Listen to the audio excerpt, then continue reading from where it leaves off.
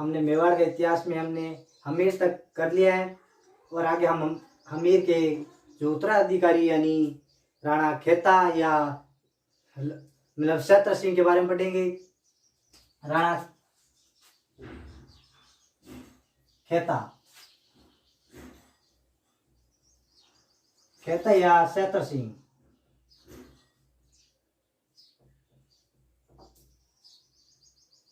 खेता और सैत्र सिंह ये राणा हमीर का पुत्र था। इसका शासनकाल है 1364 से लेकर 82 तक। 64 से लेकर 1382 में इसकी मृत्यु हो गई। अब राणा खेता यानी सैत्र सिंह के समय जो घटना हुई उसमें कि सैत्र सिंह ने पहले तो अपने मेवाड़ राज्य का विस्तार किया। कौन कौन से क्षेत्र जीते? तो खेता ने जहांजपुर भीलवाड़ा में जहांजपुर क्षेत्र को जीता। इसके बाद अजमेर को जीता।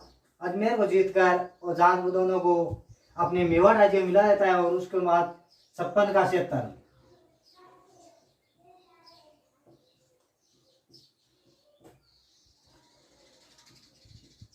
का क्षेत्र जो प्रतापगढ़ बांसवाड़ा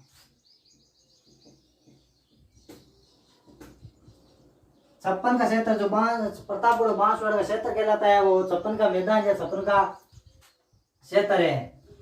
राणा खेता ने पहले तो अपने साम्राज्य को विस्तार किया जिसमें जहांजपुर अजमेर और इसके समय में एक घटना हुई कि इसने मालवा पर आक्रमण किया।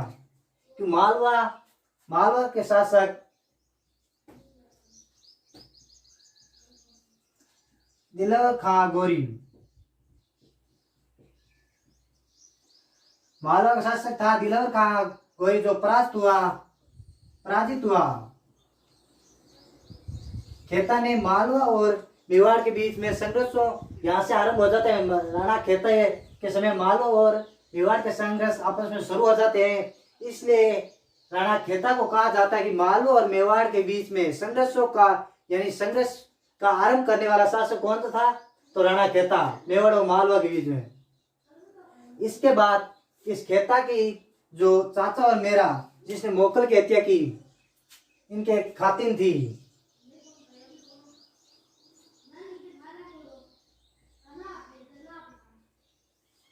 चाचा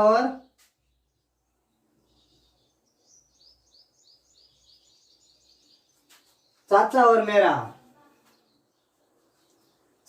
मेरा खातिन के पुत्र थे यानी जहांजपुर अजमेर 56 का मैदान तीनों क्षेत्र खेता ने जीते और अपने मेवाड़ राज्य में मिला लिया। और इसके बाद इसने राणा खेता ने मालवा पर आक्रमण किया और मालवा के शासक दिलवर खां गोरी को पराजित किया और मालवा और मेवाड़ के बीच में संघर्षों का आरंभ हो जाता है।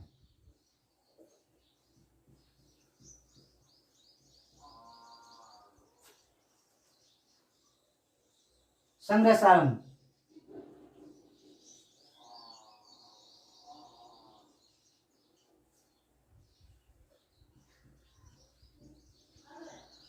मालवा और मेवाड़ के बीच संघर्ष आरंभ हो जाते हैं खेता के समय जिसने दिलवर खां गोरी को पराजित किया मालवा के शासक और मालवा को अपने क्षेत्र मेवाड़ में मिला देता है वह मेवाड़ ने।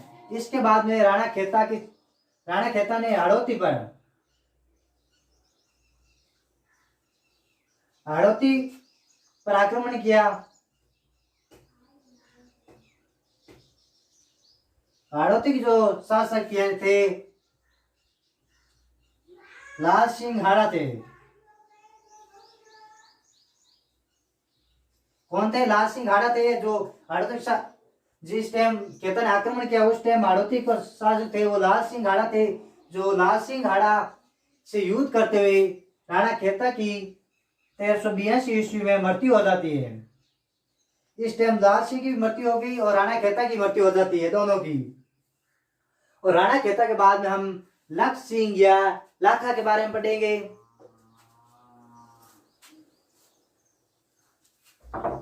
जो राणा खेता के पुत्र थे राणा लाखा।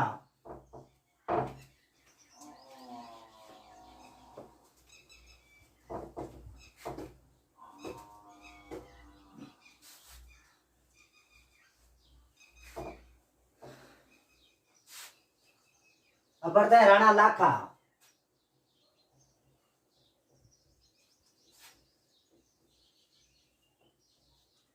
राणा लाखा या लक्ष्य सिंह।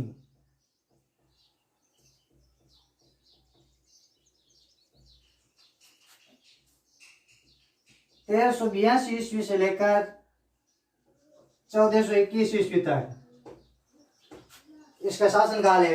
1421 ईस्वी में राणा लाखा की मृत्यु हो जाती है। राणा लाखा के बारे में बहुत सारी घटना हुई है, जिसमें कि राणा लाखा के समय जावर में चांदी की खान आरंभ हुई।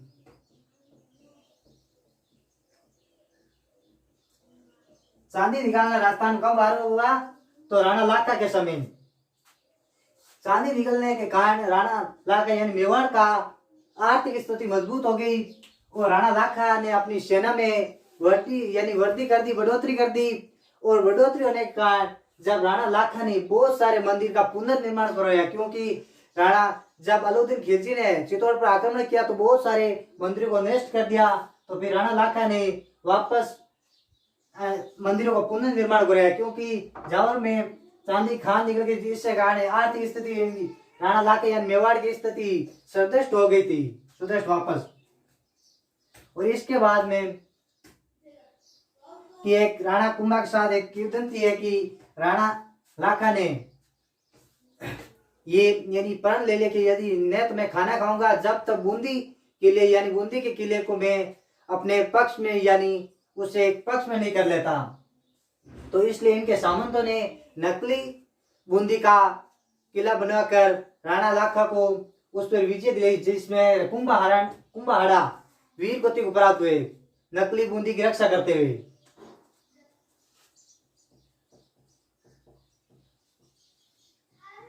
नकली बूंदी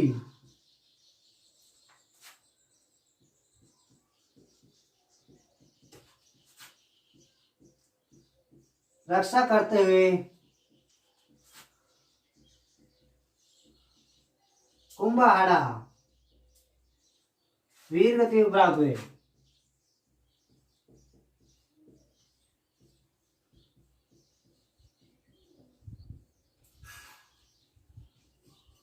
और राणा लाखा के समय ही पिछोला झील का निर्माण हुआ।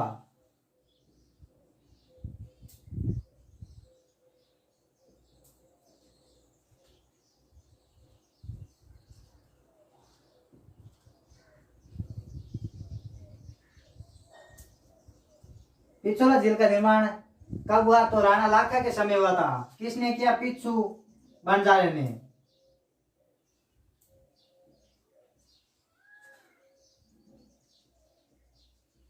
पिच्छू बंजारे ने पिछोला झील का निर्माण किया। और पिछोला झील में ही जग मंदिर और जगत निवास महल है।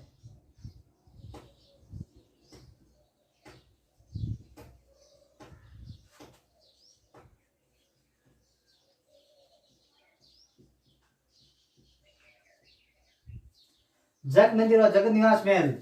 जग मंदिर इसका निर्माण कर्ण सिंह के समय हुआ, आरंभ हुआ। कर्ण सिंह के समय आरंभ हुआ। कर्ण सिंह का शासनकाल है वो 1620 से लेकर 28 तक। तो इसको पूर्ण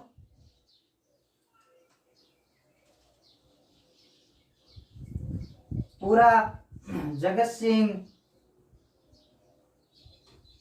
प्रथम ने करवाया। और इन्हीं के नाम पर प्रथम जगत सिंह के नाम पर ही जग मंदिर नाम पड़ा इनका। और जगत निवास मेले लेक प्लेस कहते हैं, वर्तमान में लेक प्लेस कहते हैं इसको। जगत सिंह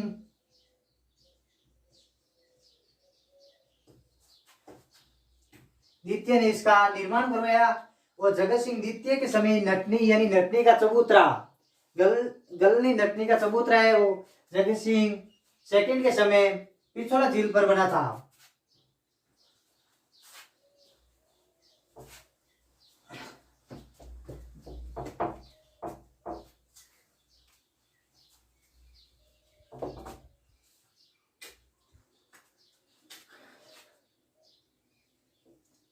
नटनी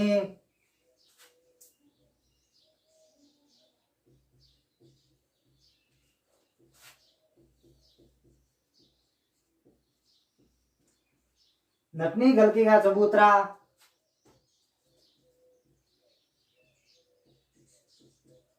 डिजाइन बना हुआ है, जो जगत सिंह सेकंड के समय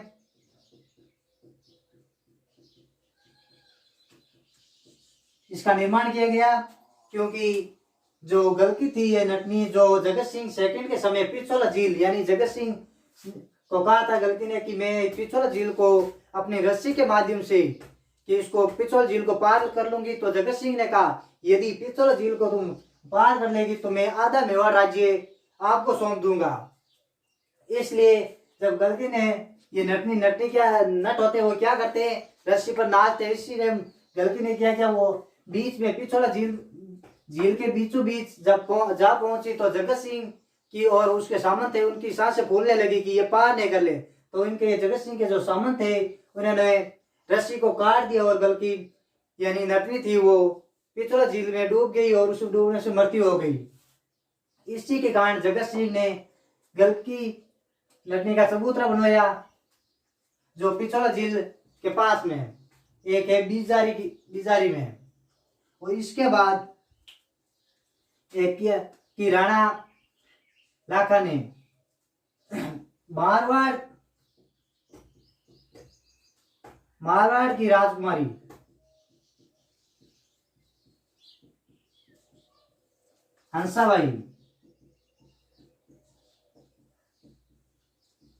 हंसाबाई से विवाह किया। हंसाबाई जो जोधा है मारवाड़ के शासक उनकी बुआ है, मालदेव की बहन। अब क्या होता है कि हंसाबाई मालदेव ने जब मारवाड़ के शासक थे चुंडा, पिता मालदेव के चुंडा ने मालदेव को अपने मारवाड़ का शासक नहीं बनाया, अपने पुत्र छोटे पुत्र यानी कान्हा को मारवाड़ का शासक बना दिया। तो मालदेव ने ये अपनी बहन हंसाबाई का यानी जो विवाह होता है विवाह का नारियल वो लेकर मेवाड़ में भेजा। तो उससे हम यानी राणा लाखा के पुत्र चुंडा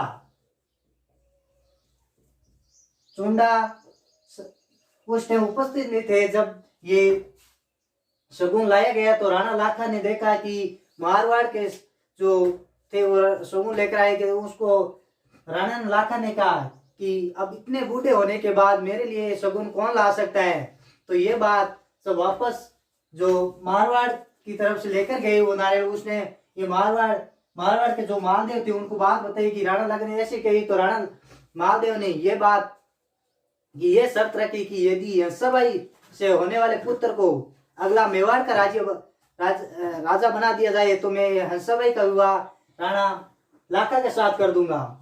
तो इससे चुंडा ने भी यदि के इसका बड़ा पुत्र था राणा लाखा चुंडा जो ज्येष्ठ पुत्र होने के नाते अब राणा लाखा हंसाबाई से विवाह कैसे करते। तो हंसाबाई राणा चुंडा ने प्रतीक्षा की क्योंकि मैं मेवाड़ का अगला राजा नहीं बनूंगा और जो हंसभाई का पुत्र होगा उसी को मैं अगला राजा बनाऊंगा।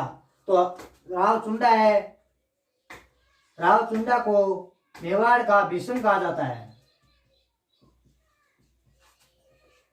क्या कहा जाता है? भीष्म। भीष्म क्यों कहा जाता है? ये भीष्म भीष्म क्यों कहा जाता है? क्योंकि जब जो भीष्म पितामह थे,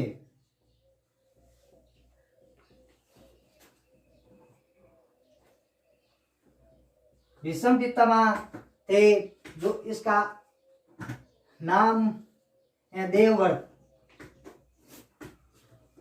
देवव्रत जो हस्तिनापुर के जो शासक पहले ज्येष्ठ पुत्र थे हस्तिनापुर के, इसके पिता का नाम है शांतनु।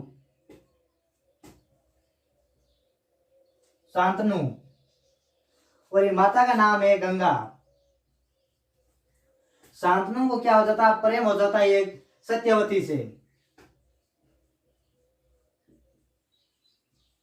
क्या हो जाता है? सत्यवती से प्रेम हो जाता है। तो सत्यवती के पिता है, वो कहते हैं कि यदि सत्यवती का अगले वाले यदि पुत्र होगा, वो अगला हस्तिनापुर का शासक बनेगा।